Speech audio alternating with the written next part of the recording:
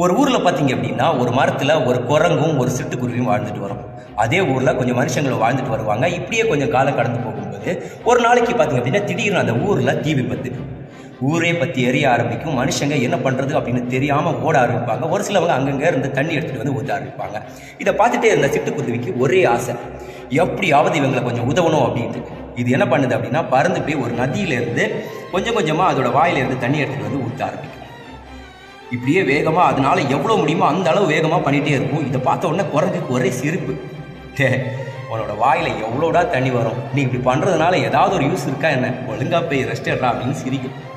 அப்போது அந்த குரங்கை பார்த்து அந்த சிட்டுக்குருவி சொல்லும், எப்படியும் என்னால் எதுவும் ஆக போகிறதில்ல, ஆனால் இந்த கிராமம் அழிகிற வரலாறு எழுதும்போது என்னோட பேர் அந்த தீயை அணைக்க முயற்சி செஞ்சவங்களோட லிஸ்ட்லேயும் உன்னோட பேர் சிரிக்கிறவங்க லிஸ்ட்லேயும் இருக்கும்.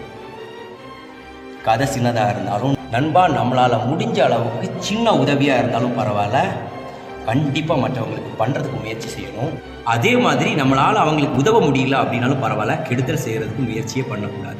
பண்ணுற உதவி வேணா சின்னதாக இருக்கலாம், ஆனால் கண்டிப்பாக ஒரு நாளைக்கு அவங்க நல்ல நிலைமைக்கு வரும்போது கண்டிப்பாக யோசிப்பாங்க, நாம் இன்னைக்கு இந்த நிலைமைக்கு இருக்கிறதுல ஏதோ ஒரு விதத்தில் அவனும் காரணமாக இருக்கிறான் அப்படின்ட்டு. அந்த மாதிரி நினைக்கும் போது ஏதோ ஒரு விதத்தில் நமக்கும் நன்மைகள் வந்து சேரும். ஸோ புரிஞ்சுக்கணும் அப்படின்னு நினைக்கிறேன். இன்னும் நல்ல வீடியோ சந்திக்கலாம். அது வரைக்கும் விடைபெறுவது உங்கள் நண்பன் லிஜித் கன்னியாகுமரி. ஜெயஹிந்த், ஜெய் பாரத்.